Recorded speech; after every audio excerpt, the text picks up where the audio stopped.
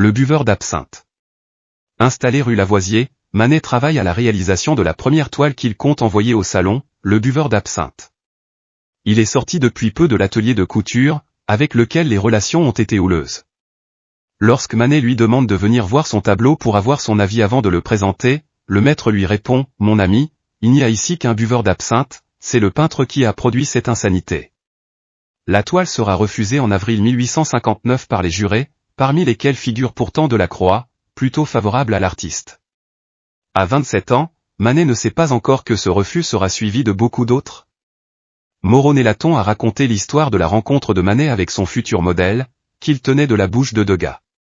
Un jour, au Louvre, Manet remarque un personnage dont la mise et l'allure n'étaient pas celles du premier venu. Celui-ci s'appelle Collardet, vend de la ferraille et vit avec sa mère.